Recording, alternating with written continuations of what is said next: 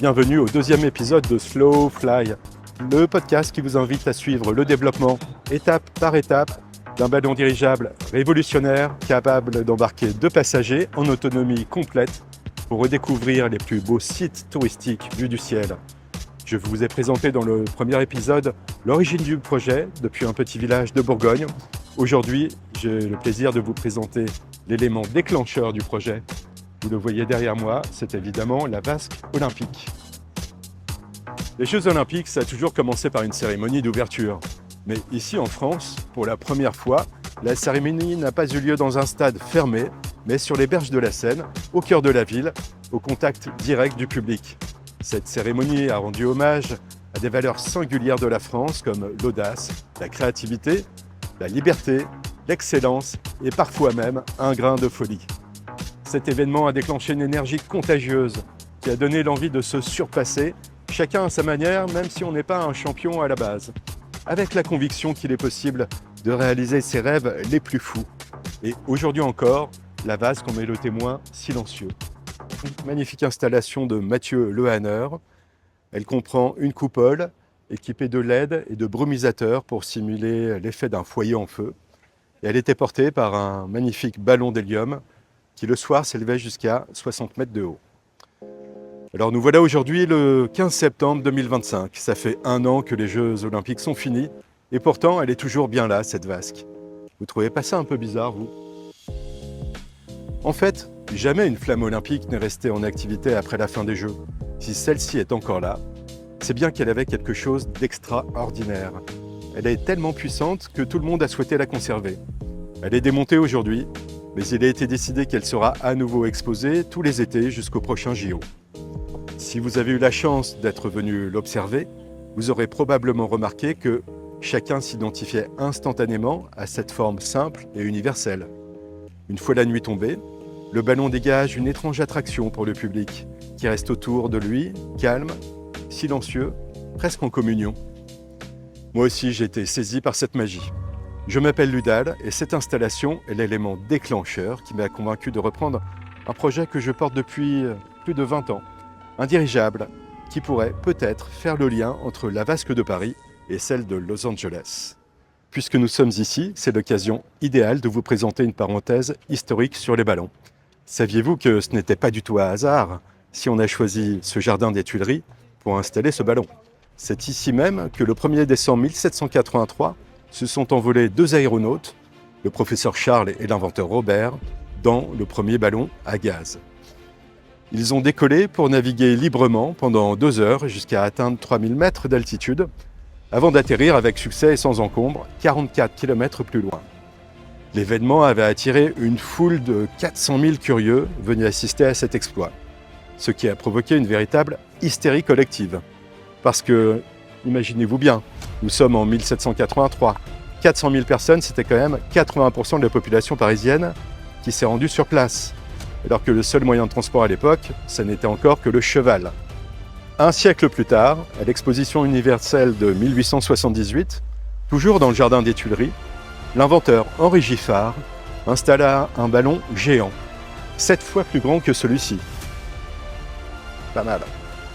Dès qu'il faisait beau, le ballon embarquait des touristes pour survoler Paris à 500 mètres d'altitude. Alors 500 mètres, c'est quand même très très haut.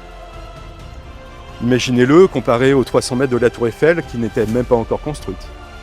Ce ballon fonctionna pendant 72 jours, entre le 28 juillet et le 4 novembre. Il est devenu tellement populaire qu'il embarqua près de 30 000 personnes, dont les plus grands esprits de l'époque, parmi lesquels Gambetta et Victor Hugo. C'est aussi grâce à lui que le génial inventeur de la photographie Louis Daguerre réalisa ses premières photos aériennes, les premières de l'histoire. Alors oui, ce ballon des JO, il est magnifique. Tout le monde est d'accord. Mais est-ce que vous ne trouvez pas ça un peu frustrant que ce ballon reste là, attaché à ses haubans, cloué sur place, à quelques mètres du sol ? Ça me rappelle l'Albatros de Baudelaire. Franchement, dès qu'on l'observe, on n'a qu'une envie, c'est de le voir s'envoler, comme ses illustres prédécesseurs. C'est précisément ce que je propose avec le ballon Slow Fly. Ce n'est plus seulement une installation rattachée au sol, c'est un véritable ballon dirigeable. Un de ces ballons dans lesquels on veut embarquer au moins une fois dans sa vie pour l'expérience privilégiée d'une croisière dans le ciel. Parce que, si on y pense, notre histoire est riche. Parce que, si on y pense bien, la conquête du ciel, elle a commencé ici, en France, d'abord avec les ballons, puis ensuite avec les avions. Donc peut-être que vous aussi, vous serez d'accord pour dire que le meilleur hommage qu'on puisse rendre à notre histoire, c'est bien de poursuivre l'innovation. Concernant l'aviation, nous avons toujours continué d'innover. Tout le monde connaît la fabuleuse épopée de l'aéropostale, l'excellence toujours inégalée du Concorde. Et aujourd'hui encore, des groupes comme Airbus et Dassault restent parmi les leaders mondiaux. Mais concernant les ballons, à quelques tentatives près, ils sont tombés aux oubliettes. Pourtant, les ballons, c'est une approche différente. Et ils peuvent vraiment avoir un intérêt si on considère que le progrès, ce n'est pas uniquement une course à la vitesse, pour aller toujours plus vite. Les dirigeables ne seront jamais les concurrents des avions. Ça, c'est clair. En revanche, 3 bonnes raisons font que les ballons dirigeables, ils représentent une alternative crédible et désirable aux drones et aux eVTOL qui se développent aujourd'hui un peu partout dans le monde. Premièrement, les ballons Slowfly en particulier, dépensent 80% d'énergie en moins qu'un eVTOL. Deuxièmement, ils apportent un confort de navigation incomparable, silencieux, sans vibration, avec une vue panoramique. Et enfin, ils respectent vraiment l'environnement. Slowfly, c'est éco-responsable, c'est pas du greenwashing. C'est un mode de transport à la fois high-tech, mais aussi à faible émission carbone. Il concilie une soif de progrès avec une conscience collective du respect de l'environnement. On pourrait même presque dire que c'est un projet quantique, car il est à la fois hors du temps, un ballon dirigeable au XXIe siècle, s'il vous plaît, ça fait longtemps, et qu'il est aussi dans l'air du temps. C'est le slow tourisme. Avec mes ballons, je vous invite à prendre votre temps, à faire un pas de côté dans une course à la vitesse pour prendre de la hauteur et observer le monde qui vous entoure. Ce n'est pas un énième projet de drone, c'est l'optimisation de l'énergie au service du savoir-vivre. Vous serez à bord d'un véhicule extraordinaire, qui ne ressemble à aucun autre, pour une séance de cocooning au-dessus des nuages. C'est une expérience onirique que l'on peut vivre à deux, juste vous et la personne de votre choix. Si on le compare avec la cuisine, on n'est pas dans la grande bouffe, mais plutôt dans un grand restaurant 3 étoiles.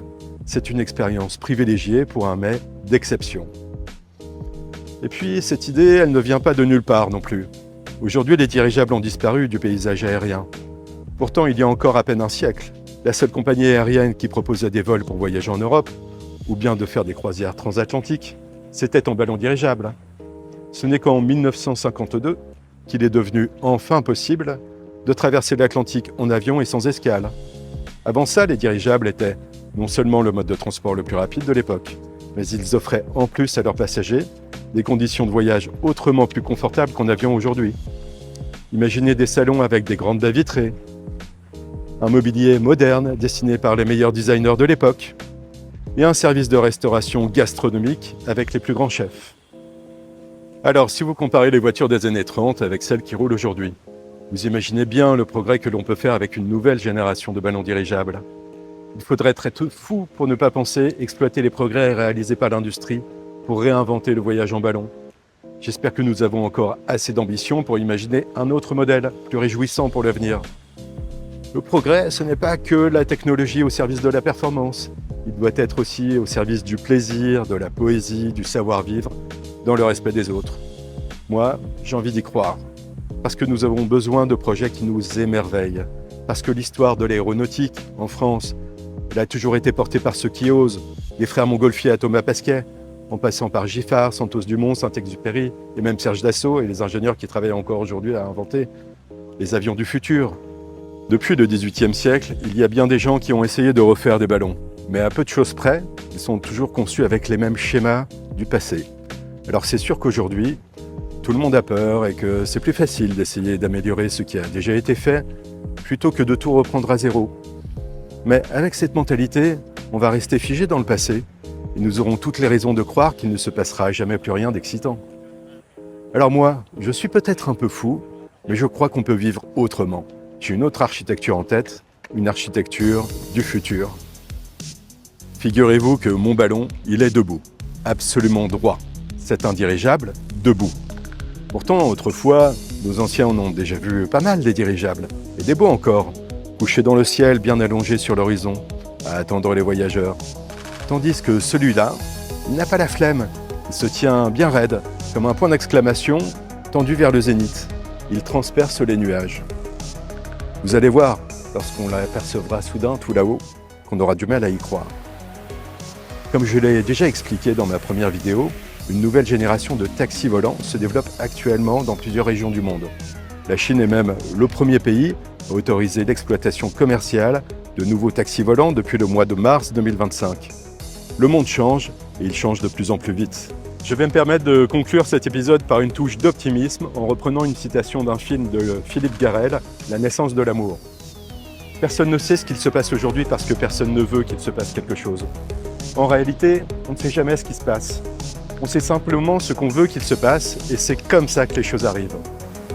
Eh bien, si vous voulez mon avis, je crois que ça fait bien longtemps qu'on aurait dû développer de nouveaux ballons dirigeables et qu'il est temps de provoquer l'avenir en réalisant une révolution aérienne. Et si comme moi vous êtes assez fou pour provoquer l'avenir, si comme moi vous pensez que toutes les conditions sont réunies pour s'envoler autrement, alors rejoignez-moi dans cette aventure. Likez cette vidéo, abonnez-vous, partagez-la et ensemble, faisons en sorte que ce rêve devienne inéluctable. Je vous remercie de votre attention et à très bientôt pour la suite.